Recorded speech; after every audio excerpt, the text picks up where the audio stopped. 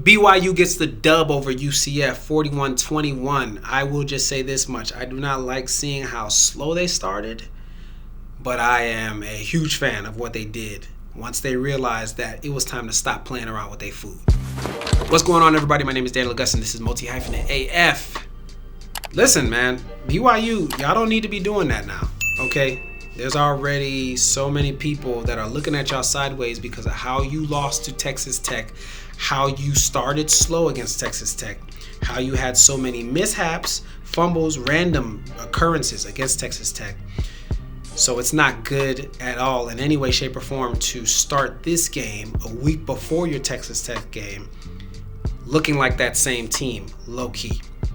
Now, with that said, what's bigger though, what's more important, the bigger picture is the fact that BYU was able to bounce back and turn the tide on all that foolishness. And they did it within a quarter. At the end of the first quarter, they were losing 14-0. By the end of the second quarter, they were winning 17-14. And they did not look back. I'm a fan of this BYU team, but I got to be honest. I don't know how far they can go. I'm not a fan to the point where I'm going to say BYU to the national championship game. This BYU team, in my opinion, is the underdog. For the rest of the season, there will not be another game that they play where they're the favorite. Let's just get that out in the open right now. Let's make that clear. If you have a different opinion, you got a difference of an opinion. I said it right the first time. I was trying to be a little bit more whatever. If you have a different opinion, let me know. They will not be the favorite moving forward. They're getting ready to play against Texas Tech. I won't be surprised if they're a 14-point underdog. I'm going to check here. After that game, let's say they get into the college football playoff. Who in the hell are they going to play where they're the favorite? Oregon? Ohio State? Indiana? Ole Miss? BYU is this team that's got these pieces on the team. Parker Kingston, LJ Martin, Jack Kelly. They got pieces. They got these guys that are just kind of like special, really special. And their main thing is they play like a team, probably better than a majority of other teams. I think BYU plays like a team better than Texas Tech does. I just think Texas Tech got more guys. And when you got more guys, sometimes then you have more playmakers making plays on second down, on third down. You had that other guy that got that interception. You got this other guy that caught that touchdown pass. You didn't have to force it to this guy because that guy's open too. And that guy's very talented. So even though I didn't like how slow BYU started, I love seeing how well they bounced back because one thing they did not do against Texas Tech was bounce back. All right? You can't win the game in the first quarter. So being able to deal with being behind is, I think, a skill. If you ask me, if you're a team that can play from behind, you're a much more skillful team than a team that has to be winning to feel like they're in total control. Some teams are able, Texas A&M, they did just lose to Texas, but knowing that they were able to come back from that 31-point deficit that they had to South Carolina, or 28-point deficit, I forget how much, I think 28 or 31, knowing that they were able to come back and win that game, that should feed them the confidence that they're never out of it. You know what I mean? So, I'll just say this. UCF, I think their speed may have caught BYU off guard at the beginning of the game. Sometimes that's all it is. Sometimes it's not that the team is better than you. Sometimes it's just that there's a matchup that they have that's catching you off guard and, it took you 15 minutes to make changes. That's all. Sometimes it's just a matter of realizing that, like, holy fuck, like, this guy is a little bit faster than what we see on tape. Or they just found one of our weaknesses a little bit faster than we expected it to be exploited, but they found it.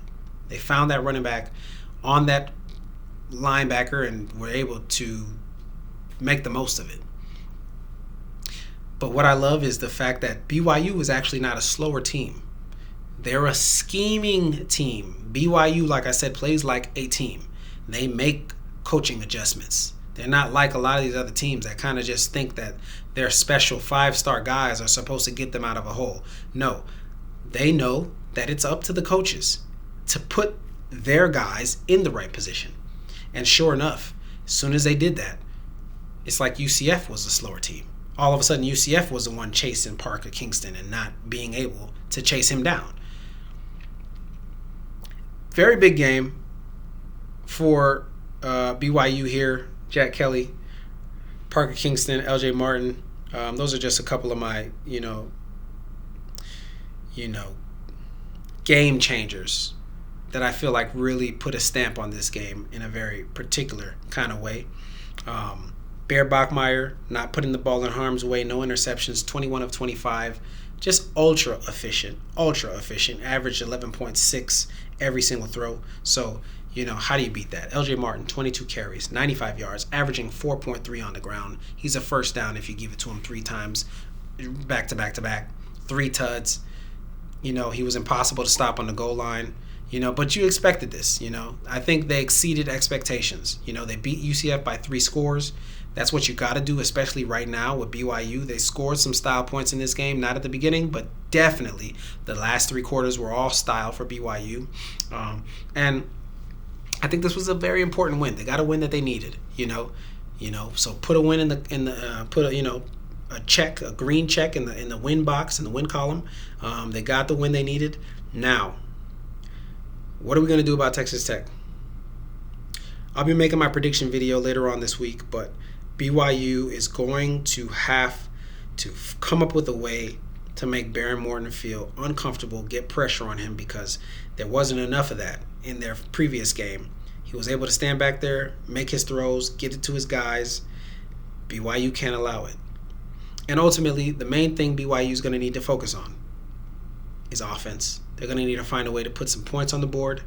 Hopefully, Parker Kingston can make some plays for them on special teams and on offense to get them in the best field position possible, because I personally think BYU is going to need every single advantage against Texas Tech. That team is faster. That team is bigger. They got more NIL. They've invested more. And when you've invested more, that means you've acquired more. All right? Texas Tech is playing like a very good team. So at the end of the day, all this stuff I'm saying about BYU doesn't even matter, especially if you get into this game and you shit the bed. I won't be surprised at all if BYU is still at 11 when it comes down to the college football playoffs and the AP poll, because at the end of the day, maybe not the AP poll, but college football playoff for sure, because I don't think the college football playoff committee wants to just hand BYU a bid into the playoffs, especially when you got Vanderbilt and Miami knocking on the door as well. That's an SEC team and an ACC team, and they don't have that many ACC teams, and Miami is a very big brand, so I wouldn't be surprised if BYU is on the outside looking in and has to win in this championship game to get a serious consideration for the college football playoff. I wouldn't be surprised if BYU does not make the college football playoff. So they got to win. This is it for them. This game against Texas Tech, it is the championship game for them. Because as far as I'm concerned, if BYU gets a conference championship here, can it get any better than that? You just lost your starting quarterback. You got a freshman quarterback now who took the reins and is doing a fantastic job. And now you're in the conference championship. If you ask me who the coach of the year is in college football, I'm going to say Kalani Sitake. Let me just say that. I'll end on that note. If you guys are this part of the video, guys, I can't thank you enough. Would really appreciate it, though, if you decided to subscribe to help out my YouTube algorithm. YouTube has been suppressing my videos, suppressing my work. At least it seems like it. All right, I can't prove that. But I need your help. I got to go to hit 10,000 subscribers. That's not going to happen without you. So I would greatly appreciate it if you became a part of this community. Leave a comment, a like, and subscribe. Till next time, until next week, until my prediction video, peace out.